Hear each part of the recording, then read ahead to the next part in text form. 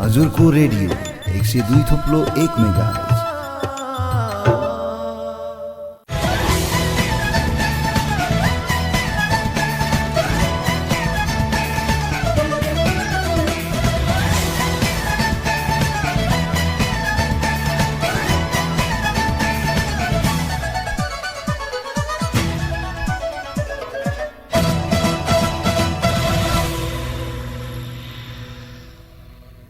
नमस्कार।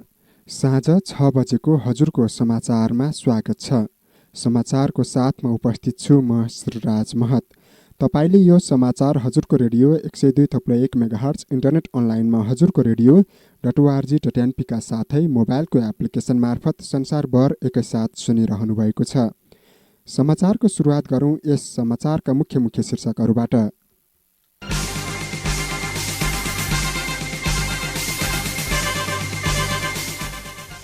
सिट बाँडफाँडका लागि गठित सत्ता गठबन्धनको कार्यदलको बैठक सुरु। आजको बैठकमा ठोस छलफल गर्ने कार्यदलको तयारी। आज बसेको नेकपा माओवादी केन्द्र पार्टीको स्थायी कमिटिको बैठकले भोलि पार्टी पदाधिकारीको टुङ्गे लगाउने।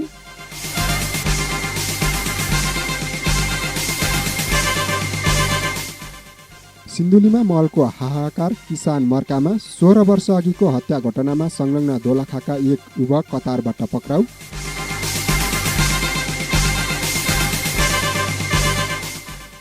सिरियाको सीमा चौकीमा भएको हवाई आक्रमणमा परि 17 जनाको मृत्यु र नेपाली राष्ट्रिय क्रिकेट टिमका कप्तान सन्दीप लामिछानेको टी20को बलिङ वरियतामा सुधार, अलराउन्डरतर्फ यथावत। सामाजिक सुरक्षा भत्ता नवीकरण तथा लाभग्राही सूचीकरण सम्बन्धी रामेछाप नगरपालिकाको अत्यन्त जरुरी सूचना। सामाजिक सुरक्षा नियमावली 2076 को नियम 9 र सामाजिक सुरक्षा भत्ता कार्यविधि 2077 को नियम 4 अनुसार सामाजिक सुरक्षा भत्ता प्राप्त गरिरहेका लाभग्राहीहरूले श्रावण महिनादेखि कार्तिक मसान्तसम्म सम्बन्धित वडा कार्यालयमा आफै उपस्थित भई सामाजिक सुरक्षा भत्ता परिचय पत्र नवीकरणको लागि निवेदन दिनुपर्ने भए तापनि हाल त्रैमासिक रूपमा सामाजिक सुरक्षा भत्ता निकासा हुने भएकाले प्रथम त्रैमासिक निकासा हुनु अगावै रामेछाप नगरपालिकाका लाभग्राहीहरूलाई सम्बन्धित वडा कार्यालयमा गई सामाजिक सुरक्षा भत्ता परिचय पत्र नवीकरण गर्नु हुन अनुरोध गरिन्छ। नवीकरण नगरेमा लाभग्राहीको नाम लाभग्राही सूचीबाट हट्नेछ। साथै नेपाल सरकारको आर्थिक वर्ष 2079-80 को बजेट वक्तव्यमा 68 वर्ष उमेर पूरा भएका ज्येष्ठ नागरिकलाई सामाजिक सुरक्षा भत्ता दिने भनी व्यवस्था भएको हुँदा हाल 68 वर्ष पूरा हुनुभएका ज्येष्ठ नागरिकहरूले सम्बन्धित वडा कार्यालयमा गई लाभग्राही सूचीकरण गर्नु हुन अनुरोध गरिन्छ। पुनश्च नवीकरण छुट्न गई लाभग्राही सूचीबाट नाम हटेर भत्ता निकासा नभएमा रामेछाप नगरपालिका कार्यालय जवाफदेही नहुने बेहोरा समेत यो सूचनाद्वारा जानकारी गराइन्छ। नगर कार्यपालिकाको कार्यालय रामेछाप नगरपालिका। ए भाउजू, केही गर्दा रोग निको भएन भन्नुहुन्थ्यो, अहिले त छरीतिर राम्री पो देख्छु त। कसरी के जिस्के किने शुभ जीवन हस्पिटल खुरकोटमा त महिलाहरूका लागि त जस्तो सुकै उपचार पनि हुँदो रहेछ। रोग त काँडै निकाले जस्तो भो, चटक्कै। लामो समयको अनुभव प्राप्त वरिष्ठ स्त्री रोग विशेषज्ञ डाक्टर राजन नेउपानेको प्रत्यक्ष निगरानीमा सबै खाले स्त्री रोगहरूको उपचार गर्नका लागि शुभ जीवन अस्पताल खुरकोट जाउँ। महिलाहरूको तल्लो पेट दुख्ने, गुप्ताङ्ग चिलाउने, सेतो पानी बग्ने, गर्भ जाँच, भिडियो एक्सरे, वैधानिक एवं सुरक्षित गर्भपतन र प्रसुति तथा अपरेसन सेवाका लागि शुभ जीवन हस्पिटल। महिला तथा स्त्री रोग परामर्शका साथै हरेक महिनाको पहिलो शनिबार काठमाडौँका वरिष्ठ डाक्टरद्वारा मनोचिकित्सा तथा नशा सम्बन्धी रोगको सफल उपचार पनि भइरहेको छ। अन्त नि हरेक दिन जनरल ओपीडी सेवा पनि विगतका दिन जस्तै दिनौ सञ्चालन भइरहेको छ है। अब स्त्री रोग सम्बन्धी कुनै पनि उपचारका लागि काठमाडौँ जान्नै पर्दैन। थप जानकारीका लागि शुभ जीवन हस्पिटल खुरकोट सिन्धुली। सम्पर्क नम्बर 047 590 466 98 692 65 998। हजुरको रेडियो 102.1 मेगाहर्ज।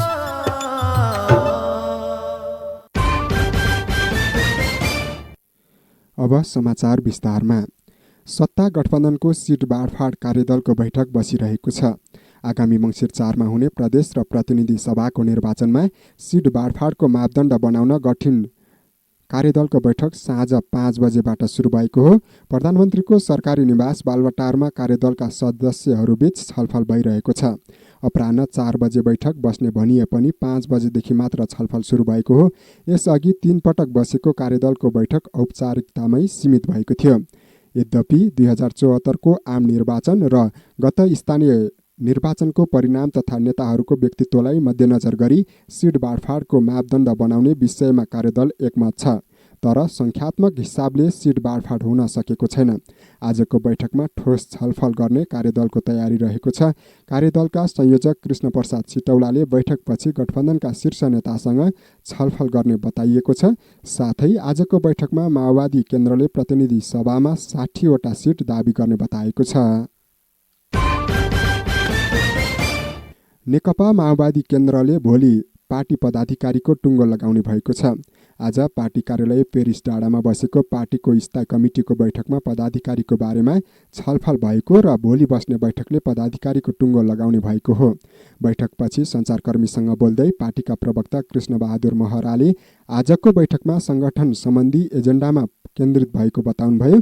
उहाँले केन्द्रीय कमिटीपछि स्थायी कमिटीले टुङ्गो लगाउनु पर्ने कुरा र केन्द्रीय कमिटीमा थप्नुपर्ने सदस्य, पोलिट ब्युरोमा थप्नुपर्ने सदस्य र पदाधिकारीका बारेमा छलफल सुरु भएको बताउनुभयो। प्रवक्ता महराले पार्टीको स्थायी कमिटीको बैठक भोलि बिहान 8 बजे बस्ने बताउनुभयो। प्रतिनिधि सभाको महाभियोग सिफारिस समितिको बैठकले आन्तरिक कार्यविधिको मस्यौदा तयार गरेको छ। निलम्बित प्रधान न्यायाधीश चोलेन्द्र शमशेर जबरा विरुद्ध प्रतिनिधि सभामा महाभियोग दर्ता भएको 6 महिनापछि आज बसेको समितिको पहिलो बैठकले आन्तरिक कार्यविधिको मस्यौदा तयार गरेको हो।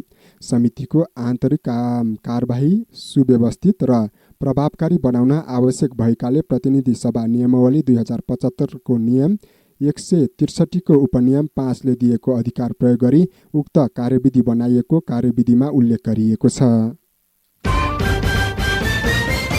संस्कृति, पर्यटन तथा नागरिक उड्डयन मन्त्री जीवनराम श्रेष्ठले नेपालले उड्डयन सुरक्षाको क्षेत्रमा उल्लेख्य प्रगति गरेको बताउनु भएको छ।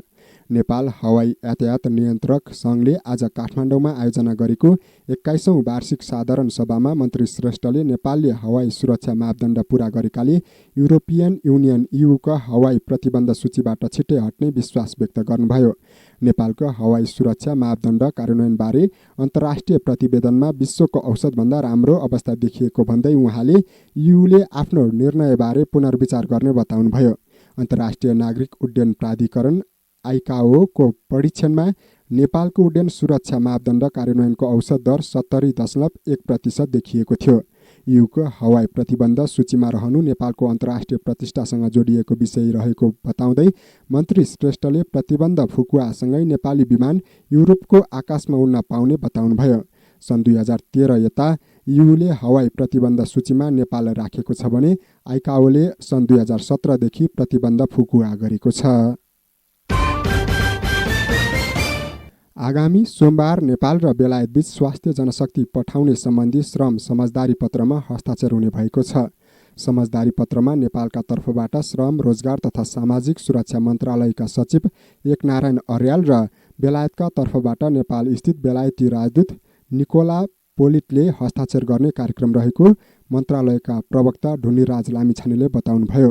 गत जेठ 31 गतेको मन्त्री परिषद बैठकले नेपालबाट बेलायतमा स्वास्थ्य क्षेत्रका जनशक्ति पठाउने सम्बन्धी श्रम समझदारी पत्र स्वीकृत गरेको थियो। सरकारले स्वास्थ्य बीमा सम्बन्धी कार्यक्रममा गत 6 वर्षको अवधिमा झण्डै 59 लाख नागरिक आबद्ध भएको बताएको छ। 70 जिल्लाका करिब 59 लाख नागरिक स्वास्थ्य बीमा कार्यक्रममा आबद्ध भएको सरकारले जनाएको छ। अहिलेसम्म करिब 21 अर्ब रुपैयाँ भुक्तानी गरेको छ, तर अझै 5 अर्ब रुपैयाँ भुक्तानी गर्न बाँकी रहेको स्वास्थ्य तथा जनसङ्ख्या मन्त्रालयले जनाएको छ। आज एक कार्यक्रममा बोल्दै स्वास्थ्य तथा जनसङ्ख्या मन्त्री भवानी प्रसाद खापुङले स्वास्थ्य बीमामा देखिएका समस्या समाधान गर्न कार्यदल गठन गरिएको जानकारी दिनुभएको छ। स्वास्थ्य बीमा बोर्डका कार्यकारी निर्देशक डाक्टर दामोदर बसेउलाले बीमा कार्यान्वयनमा देखिएका अवरोध तथा समस्याबारे जानकारी गराउँदै आम नागरिकलाई स्वास्थ्य बीमाको पहुँचमा पुर्याउन कार्यक्रमलाई थप प्रभावकारी बनाउनु पर्नेमा जोड दिनुभयो। बागमती प्रदेशमा 2वटा अध्यादेश जारी भएको छ। आज बागमती प्रदेश प्रमुख यादवचन्द्र शर्माले नेपालको संविधानको धारा 202 को उपधारा 1 बमोजिम बागमती प्रदेश मन्त्री परिषद कार्यालयबाट सिफारिस भई आएको 2वटा अध्यादेश जारी गर्नुभएको हो। आज जारी भएको 2 अध्यादेशमध्ये एउटा प्रदेश निजामती सेवाको गठन, सञ्चालन र सेवा शर्तहरू सम्बन्धमा व्यवस्था गर्न बनेको अध्यादेश 2079 तथा अर्को स्थानीय तहको सेवाको गठन तथा सञ्चालन सम्बन्धमा व्यवस्था गर्न बनेको अध्यादेश 2079 रहेका छन्। प्रदेश प्रमुख शर्माले उक्त 2 अध्यादेशलाई आजै संवैधानिक प्रक्रिया पूरा गरी जारी गर्नुभएको प्रदेश प्रमुख सचिवालयका प्रवक्ता कृष्ण प्रसाद आचार्यले जानकारी दिनुभएको छ। गत 24 घण्टामा देशभर 852 जना नयाँ कोरोना संक्रमित थपिएका छन्। स्वास्थ्य तथा जनसङ्ख्या मन्त्रालयका अनुसार गत 24 घण्टामा देशभर 6383 जनाको कोरोना परीक्षण गर्दा 852 जनामा संक्रमण पुष्टि भएको हो। मन्त्रालयका अनुसार गत 24 घण्टामा देशभर 3876 कोरोना परीक्षण गर्दा 531 जना र 2507 एन्टिजन परीक्षण गर्दा 321 जनामा कोरोना संक्रमण पुष्टि भएको छ। यस्तै गत 24 घण्टामा देशभर रहेका सक्रिय संक्रमित मध्ये थप 328 जना स्वस्थ भएका छन् भने 1,89,767 जनाले कोरोना विरुद्धको खोप लगाएका छन्। हाल देशभर सक्रिय संक्रमितको संख्या 5462 रहेको छ। आफ्नै भतिजी बुहारी बिनु यादवलाई जबरजस्तीकरणी गर्न खोजेको आरोप लागेका रामेछापका पवन कठायत पक्राउ पर्नुभएको छ।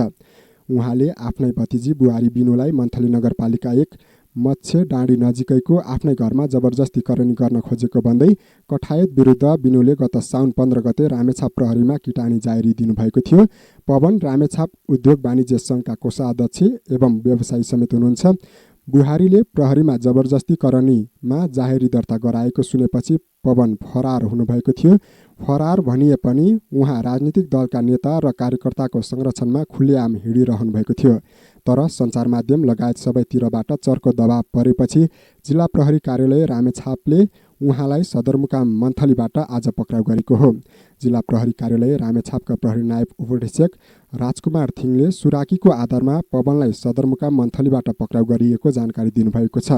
साबिक रामेछाप नगरपालिका 1 गोठगाउँ घर भएका पवन केही वर्ष अघिदेखि मन्थलीमा व्यवसाय सञ्चालन गर्दै आउनुभएको छ। पक्राउ परेका पवनलाई आज नै रामेछाप जिल्ला अदालतबाट म्याद थप गरी प्रहरी हिरासतमा राखेर थप अनुसन्धान अघि बढाइने थिङले जानकारी दिनुभयो। सिन्धुलीमा किसानहरूले खेती लगाउने समयमा मल पाउन नसक्दा सदरमुकाम सिन्धुली माडीमा दिनहुँ जसो मल खोज्न धाउन बाध्य भएका छन्। महिनौं बितिसक्दा समेत खेतबारीमा हाल्ने मल पनि पाउन नसकेको भन्दै किसानहरूले कृषि सामग्री कम्पनीको गेटमै नाराबाजी र तालाबन्दी गर्दै आएका छन्। पछिल्लो समयमा सिन्धुली जिल्लामा अवस्थित कृषि सामग्री कम्पनी लिमिटेडमा केही मात्रा मल आएको भनिए तापनि सोही मल पनि सहज रूपमा किसानहरूलाई बिक्री वितरण गर्न सकिएको छैन। सिन्धुली जिल्लाका किसानहरूले यस वर्ष फागुन महिना यता रासायनिक मल पाउन नसक्दा उनीहरूले लगाएको मकै र धान बाली खेर गएको भिमानका किसान रोम खड्काले बताउनुभयो। सिन्धुलीमा मलको हाहाकार भएको अवस्थामा केही मात्रामा मात्र मल आएपछि जिल्ला प्रशासन कार्यालयले भने ओडाको सिफारिसमा मात्र सहकारी मार्फत मल वितरण गर्ने नियम लगाएको छ। 16 वर्ष अघि भएको हत्याको घटनामा संलग्न दोलाखाका 36 वर्षीय मगरलाई प्रहरीले कतारबाट पक्राउ गरेर काठमाडौँ ल्याएको छ। अन्तर्राष्ट्रिय अपराध प्रहरी संगठनसँग सहकार्य गरेर प्रहरीले 2 साउन 2063 मा कोटेश्वरमा कुटपिट र धारिलो हतियार प्रहार गरी भएको हत्यामा संलग्न दोलाखाको बैतेश्वर गाउँपालिका वडा नम्बर 2 का 36 वर्षीय रामकुमार मगरलाई पक्राउ गरेको केन्द्रीय प्रहरी प्रवक्ता डिआइजी टेक प्रसाद राईले जानकारी दिनुभएको छ। मगर वैदेशिक रोजगारीका क्रममा कतारमा गएर लुकेर बसेको खुलेपछि इन्टरपोलमा रेड नोटिस जारी गरिएको थियो। त्यसको आधारमा उनलाई कतारले डिपोर्ट गरेको थियो। हिजो काठमाडौँ ल्याएर उनलाई अपराध अनुसन्धान कार्यालय बुझाइएको छ। थप कानुनी प्रक्रिया जिल्ला प्रहरी परिसर काठमाडौँबाट अघि बढ्ने जनाएको छ।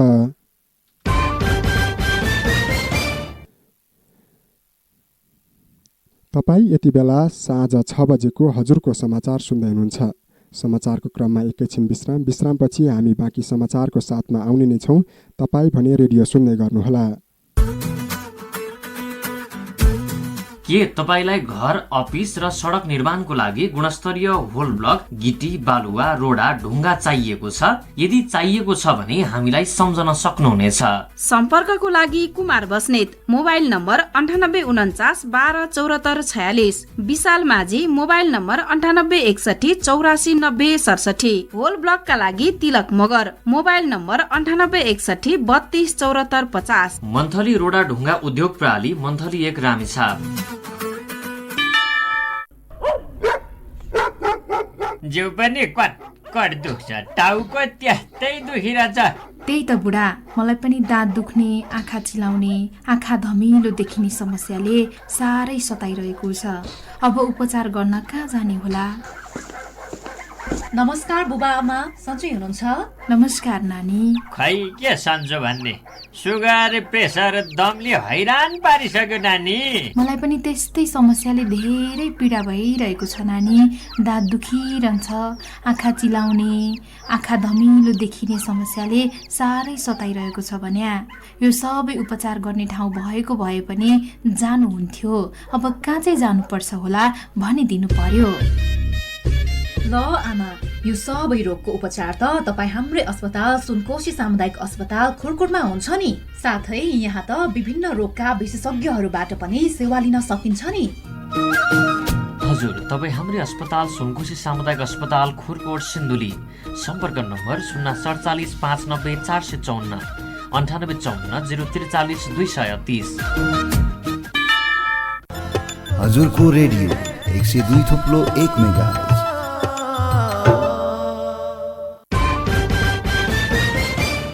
विश्रामपछि हजुरको समाचारमा पुनः स्वागत छ। अब बाँकी समाचार। जबरजस्तीकरणी आरोपमा ओखलढुङ्गाको खिच्देमाका एक पुरुष पक्राउ परेका छन्। आफन्त पर्ने 19 वर्षीय एक किशोरीलाई बलात्कार गरेको आरोपमा प्रहरीले जिल्लाको खिच्देमा गाउँपालिका 3 का 45 वर्षीय पुरुषलाई आज पक्राउ गरेको हो। श्रावण 26 गते आइतबार घरमा कोही नभएको बेला सुस्त मनस्थिति भएकी ती किशोरीलाई ललाई फकाइकरण गरेको आरोप उनीमाथि लागेको छ। पीडित किशोरीको परिवारले दिएको जाहेरीका आधारमा उनलाई पक्राउ गरी अनुसन्धान थालिएको जिल्ला प्रहरी कार्यालय ओखलढुङ्गाका प्रहरी निरीक्षक देवेन्द्र दासले बताउनुभयो। पीडक पुरुष र पीडित किशोरीको परिचय प्रहरीले गोप्य राखेको छ। ओखलढुङ्गा जिल्लामा कार्यक्षेत्र रहेको सूर्योदय बोमी लघुवित्त वित्तीय संस्था लिमिटेडले सामुदायिक अस्पताललाई 3 थान खानेपानी फिल्टर डिस्पेन्सर प्रदान गरेको छ। जिल्ला सदरमुकाममा रहेको सामुदायिक अस्पताल सोब्रुलाई लघुवित्तले उक्त सामग्री हस्तान्तरण गरेको हो। संस्थाले एक कार्यक्रमको आयोजना गरेर अस्पताललाई चिसो तथा तातो पानी पिउनका लागि 3 थान डिस्पेन्सर प्रदान गरेको सूर्योदय बोमी लघुवित्त वित्तीय संस्था लिमिटेड ओखलढुङ्गा शाखा प्रमुख मिन कुमार दाहालले जानकारी दिनुभएको छ। डिस्पेन्सरको मूल्य करिब 32,500 बराबरको रहेको संस्थाले जनाएको छ। उपचारका लागि अस्पतालमा आउने बिरामी तथा आम सर्वसाधारण लक्षित गरेर तातो तथा चिसो पानीको सहजताका लागि डिस्पेन्सर उपयोगी हुनेछ। विद्युत मार्फत स्वचालित रूपमा तातो तथा चिसो पानी एकै स्थानबाट आउने डिस्पेन्सरले बिरामी तथा सर्वसाधारण लाभान्वित हुने अपेक्षा गरिएको छ। उदयपुरको बेलका नगरपालिकाले सप्तकोशी नदीको बाढी प्रवेश गरेर कटान गरेको झण्डै 1 किलोमिटर क्षेत्रमा कटान नियन्त्रणका लागि तटबन्ध निर्माण सुरु गरेको छ। नगरपालिकाका प्रमुख अशोक कार्कीका अनुसार केही दिन अघि मात्र बाढीले नगरको वडा नम्बर 2, 3 र 8 का डुम्रीबोट सहितका क्षेत्रमा नदी कटानले गाउँघर असुरक्षित भएकाले नगरपालिकाले तटबन्ध निर्माण सुरु गरेको हो। सो निर्माणका लागि प्राविधिकहरूको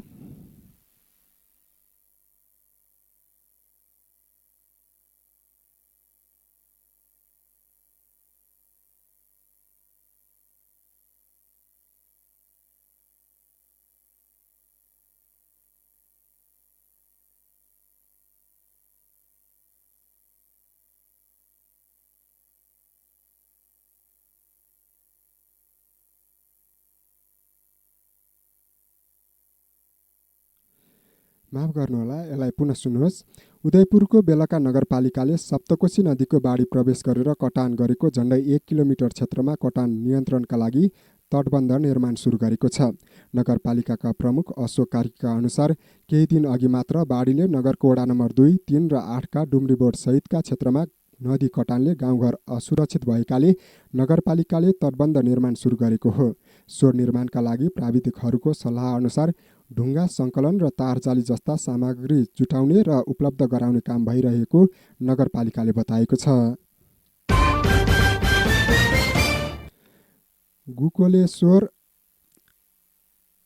गोकुलेश्वरबाट दार्चुला जाँदै गरेको जीप दुर्घटना हुँदा 5 जनाको मृत्यु भएको छ।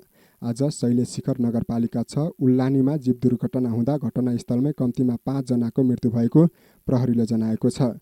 गोकुलेश्वरबाट दार्चुला जाँदै गरेको C1J 551 नम्बरको जीप दुर्घटनामा परेको हो। घटनाको थप विवरण प्राप्त हुन बाँकी छ। समाचारको क्रममा अन्तर्राष्ट्रिय समाचार। सिरियाको सीमा चौकीमा भएको हवाई आक्रमणमा परि 17 जनाको मृत्यु भएको छ। टर्कीको सीमा नजिकै सिरियाली सरकारी चौकीहरूमा टर्कीले गरेको हवाई आक्रमणमा 17 जना लडाकु मारिएको सिरियन अब्जर्भेटरी फर ह्युमन राइट्सले बताएको छ।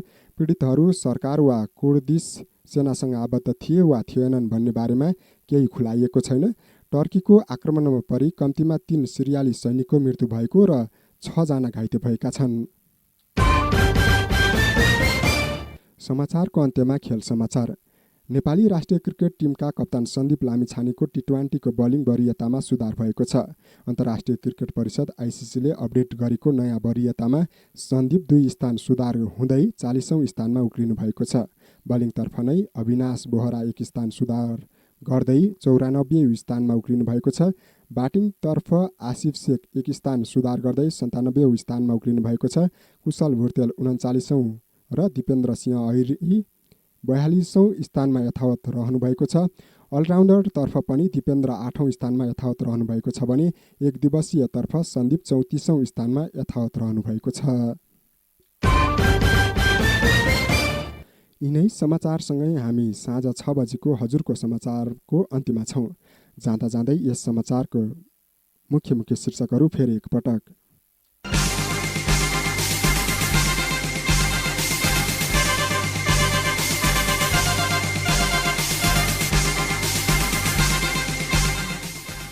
सिट बाँडफाँडका लागि गठित सत्ता गठबन्धनको कार्यदलको बैठक सुरु। आजको बैठकमा ठोस छलफल गर्ने कार्यदलको तयारी।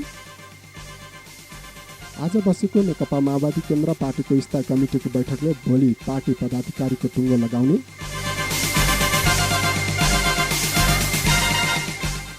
सिन्धुलीमा मलको हाहाकार, किसान मर्कामा। 16 वर्ष अघिको हत्या घटनामा संलग्न दोलखाका एक युवक कतारबाट पक्राउ।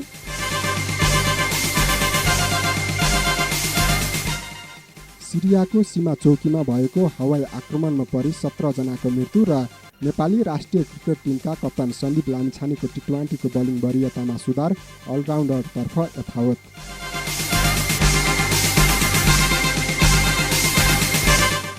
हवस् त, साँझ 6 बजेको हजुरको समाचार सकियो। हाम्रो भेट राति 10 बजेको हजुरको मुख्य समाचारमा हुने नै छ। त्यतिन्जेलसम्मको लागि समाचार सहयोगी साथीहरूलाई विशेष धन्यवाद दिँदै म श्री राज महत पनि यस समाचारबाट बिदा हुन्छु। नमस्कार, शुभ सन्ध्या।